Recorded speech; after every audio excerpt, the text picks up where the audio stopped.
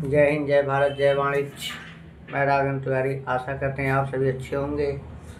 आइए आज हम बैंकिंग एवं इकोनॉमिक्स के अंतर्गत हम जो सेंट्रल बैंक को पढ़ रहे थे और उसमें हम मेथड ऑफ क्रेडिट कंट्रोल को पढ़े, जिसमें हमने परिणात्मक शाख नियंत्रण या मात्रात्मक शाख नियंत्रण के बारे में पढ़ा था। इसके अंतर्गत इसी चैनल पे सभी वीडियो उपलब्ध हैं। हमने पढ़ा था बैंक दर की रीति, खुले बाजार की रीति, नकद कोषानुपात में परिवर्तन, असावधिक तरलता अनुपात में परिवर्तन करके केंद्रीय बैंक किस प्रकार से शाख नियंत्रण करती है। ये पहला मेथड था मात्रात्मक शाख नियंत्रण, और दूसरा है चयनात्मक शाख नियंत्रण या गुणात्मक शाख नियंत्रण। अब देखिए ये होता क्या है। इसके माध्यम से भी शाख का नियंत्रण किया जाता है केंद्रीय बैंकों के द्वारा। ये होता क्या है कि विशेष परिस्थितियों में और विशेष बैंकों के शाख नियंत्रण के लिए ही इसका प्रयोग करते हैं। इसके अंतर्गत कई विधियां हैं। सबसे पहले इसको हम लिखते हैं, ये है क्या? चयनात्मक शाख नियंत्रण। चयनात्मक शाख नियंत्रण वह शाख नियंत्रण है चयनात्मक शाख नियंत्रण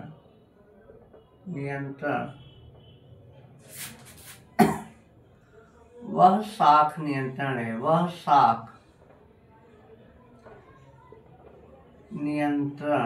वह शाख नियंत्रण है जो विशेष उद्देश्यों के लिए,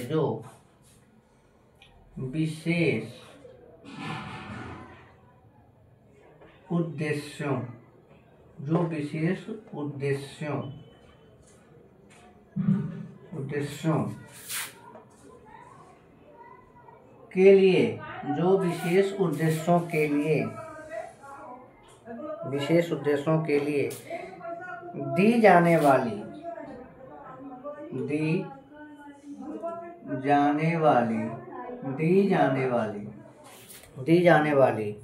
तथा विशेष बैंकों द्वारा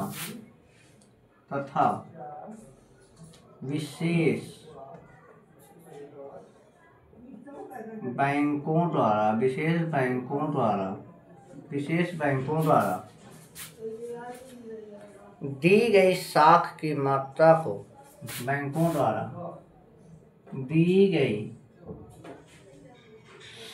शाख की मात्रा को नियमित करता है।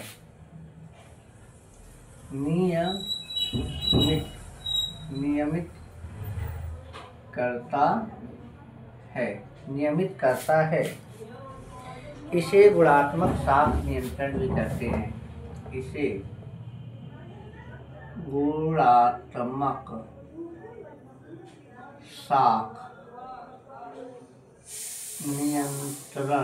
गुणात्मक शाख नियंत्रण भी कहते हैं।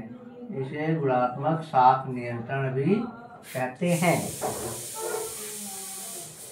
इसका प्रभाव शाख की कुल मात्रा पर नहीं पड़ता। इसका प्रभाव शाख की कुल मात्रा पर नहीं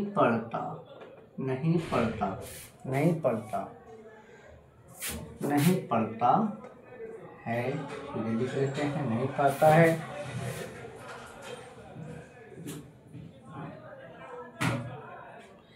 इसका उद्देश्य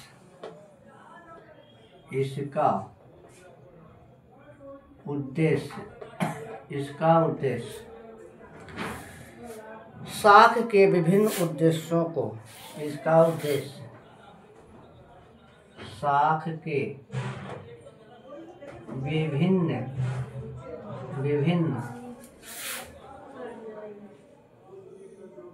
विभिन्न उद्देश्यों को नियंत्रित करना है, उद्देश्यों को नियंत्रित करना है। टॉपिक लिख दिए। कहने का मतलब ये है कि यह पूरे अर्थव्यवस्था में शॉक को कंट्रोल नहीं करता, क्रेडिट को कंट्रोल नहीं करता है। यह विधि क्या है कि कुछ विशेष परिस्थितियों में कुछ विशेष बैंकों पर ही शॉक को नियमित करता है, ठीक ना। और इसका जो भी उद्देश्य होता है वह क्या कहते हैं, इसका जो उद्देश्य शॉक के विभिन्न उद्देश्यों को नियंत्रित करना है, शॉक के जो उद्देश्य हैं अलग अलग उनको नियंत्रित करना है और इसका प्रभाव पूरे शॉक की अर्थव्यवस्था पे अर्थात पूरी अर्थव्यवस्था पे कंट्रोलर जो क्रेडिट है उस पर नहीं पड़ता। और यह क्या है, इसे गुणात्मक शॉक नियंत्रण भी करते हैं। ये इसके बारे में छोटा सा जानकारी है। अब इसके अंतर्गत कई विधियां हैं, उन विधियों के बारे में हम पढ़ेंगे। वह विधि क्या है, पहला है सीमांत आवश्यकता या मार्जिन की परिवर्तन विधि, दूसरा है शॉक का राशिंग, तीसरा है उपभोक्ता शॉक नियंत्रण, चौथा है प्रत्यक्ष कार्रवाई और पांचवा है नैतिक दबाव और छठवां है विज्ञापन तथा प्रचार विधि। ये 6 विधियां हैं जिसके माध्यम से चयनात्मक विधि के अंतर्गत केंद्रीय बैंक शॉक का नियंत्रण करती है। उसमें से हम पहले विधि को पढ़ेंगे, इसको तब तक आप देखें। अब आगे की तरफ चलते हैं।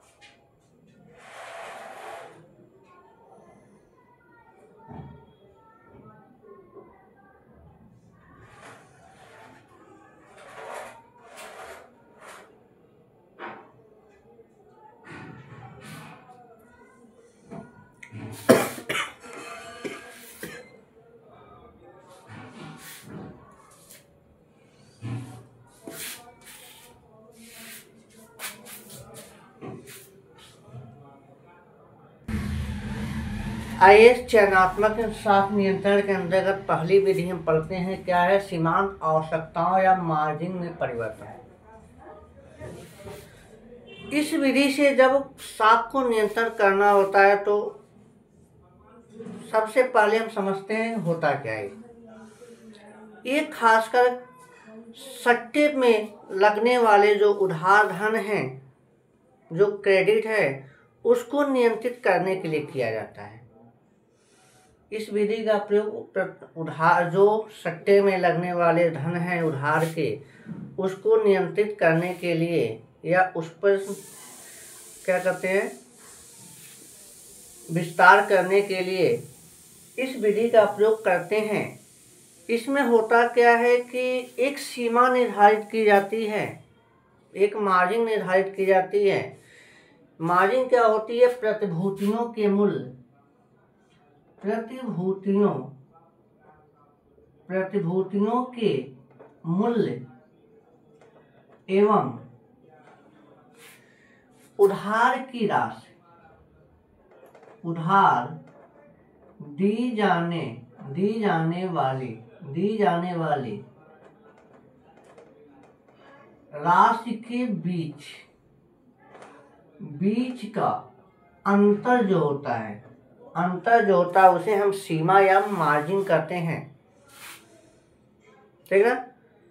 तो इस कंडीशन में केंद्रीय बैंक करता क्या है, जब उसे विस्तार करना होगा, जब उसे शॉक को बढ़ाना होगा, अर्थात क्या कहते हैं शॉक को बढ़ाना होगा, तो उस दशा में वह जो मार्जिन है, जो सीमा है, उसको कम कर देगी। जब मार्जिन को कम कर देगी तो उस दशा में प्रतिभूतियों के मूल्य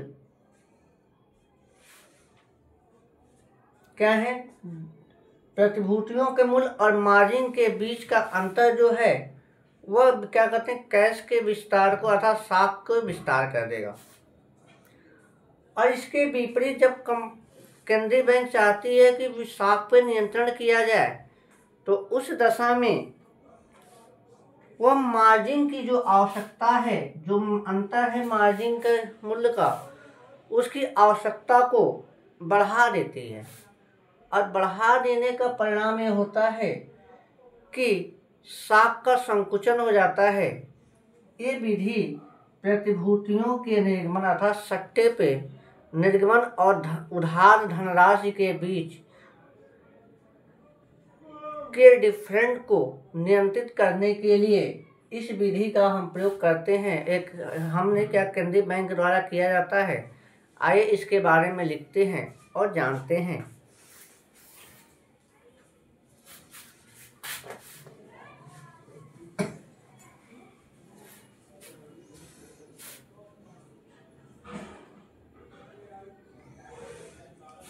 इस रीति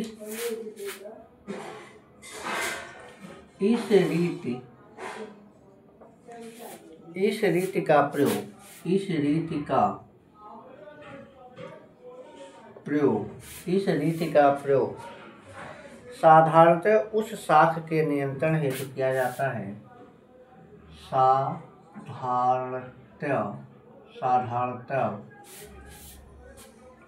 साधारणतया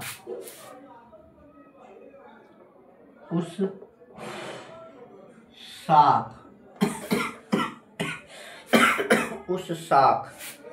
के नियंत्रण हेतु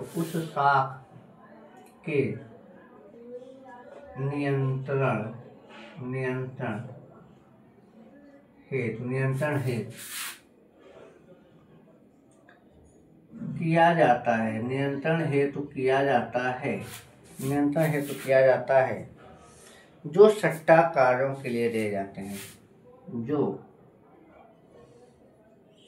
सट्टा कार्यों के लिए दिए जाते हैं, सट्टा कार्यों के लिए दिए जाते हैं। केंद्रीय बैंक व्यापारिक बैंकों को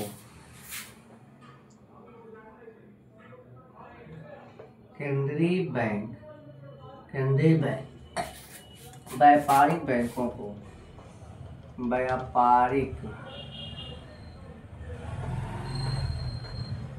बैंकों को केंद्रीय बैंक व्यापारिक बैंकों को सट्टे के कार्य के लिए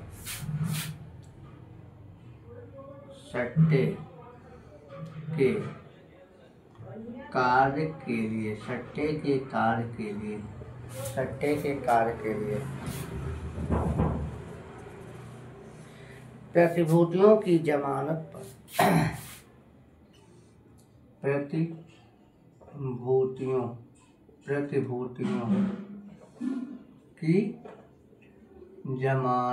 पर अर्थात सिक्योरिटी के रूप में जो प्रतिभूतियां रखी जाती हैं, जमानत पर दिए जाने वाले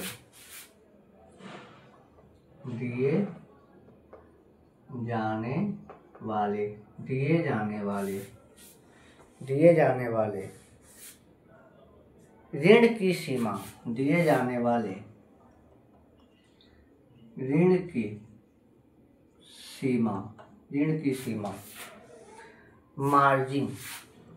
सीमा मार्जिन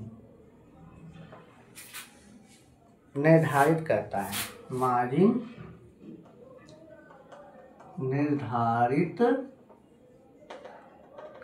है।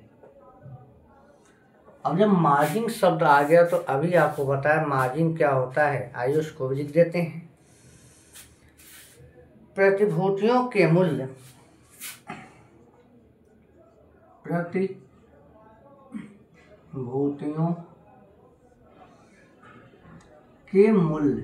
प्रतिभूतियों के मूल्य और उधार दी जाने वाली राशि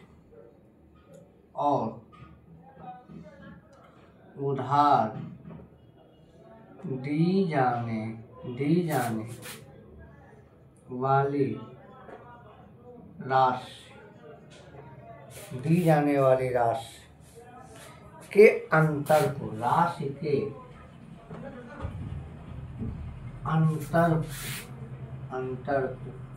सीमा या मार्जिन कहते हैं। अभी इसको कुछ देर पहले लिखे भी थे, ठीक है।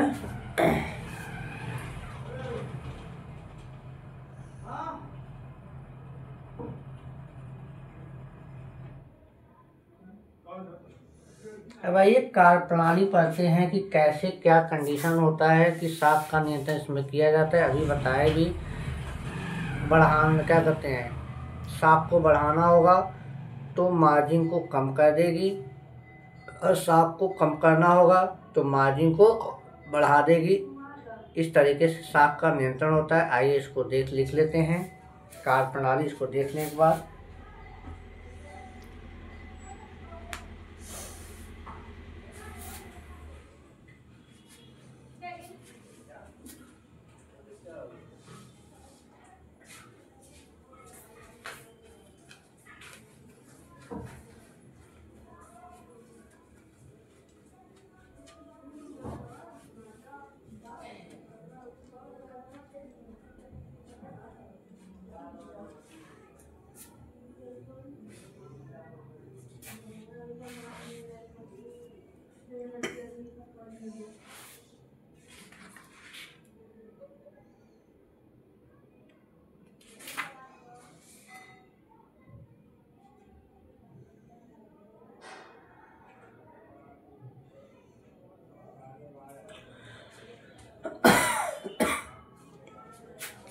आइए वर्किंग देखते हैं कैसे कार्य करता है।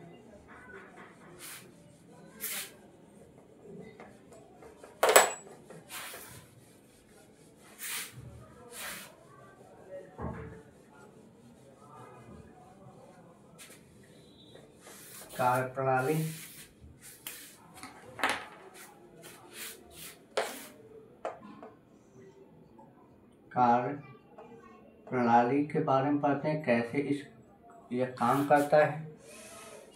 वर्किंग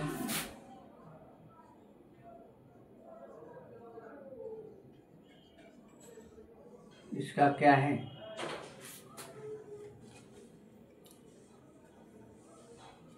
देश के केंद्रीय बैंक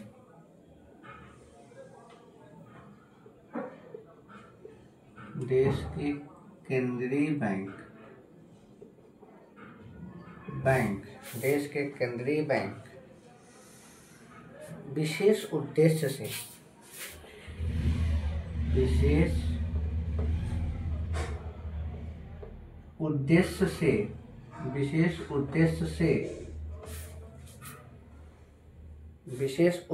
से साख नियंत्रण करने के लिए साख नियंत्रण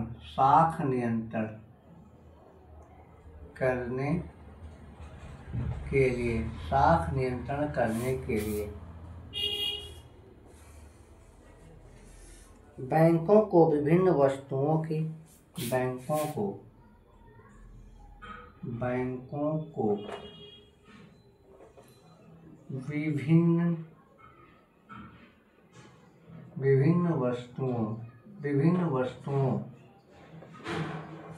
विभिन्न वस्तुओं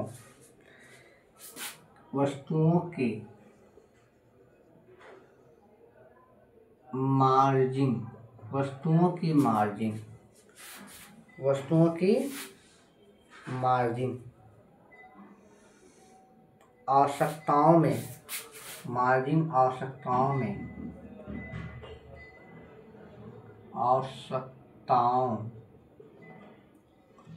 आवश्यकताओं में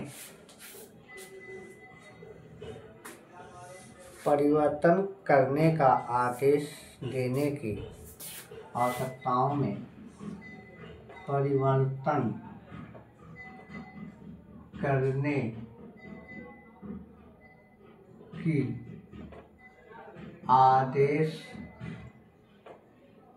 देने की नीति अपनाता है। नीति अपनाता है। अब यह नीति क्या है, नियम क्या है, क्या कंडीशन है, जो भी आपको बताया वो कंडीशन है, लिखते हैं। पहली कंडीशन है, जब विशेष वस्तु के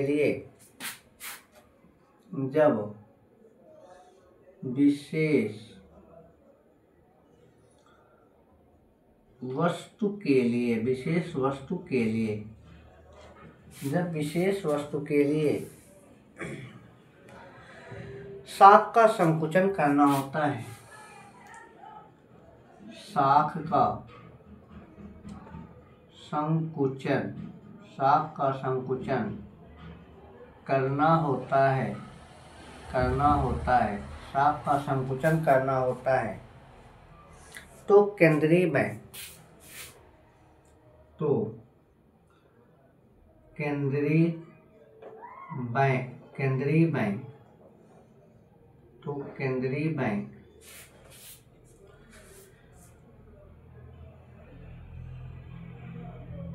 उनकी मार्जिन आवश्यकताओं को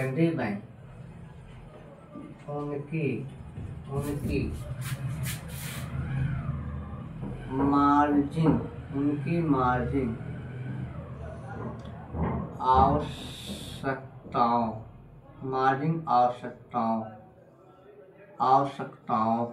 मार्जिन आवश्यकताओं को बढ़ा देता है।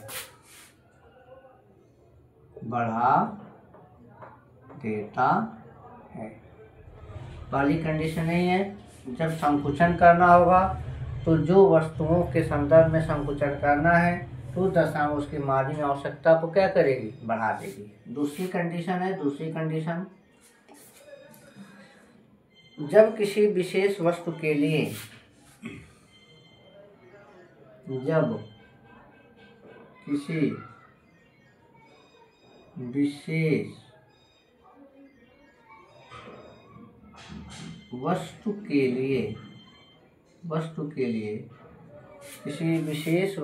लिए साख का विस्तार करना होता है। साख का विस्तार करना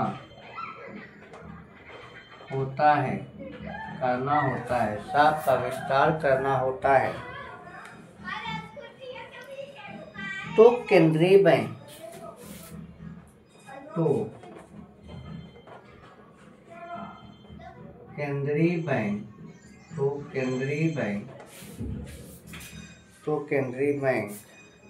उनकी मार्जिन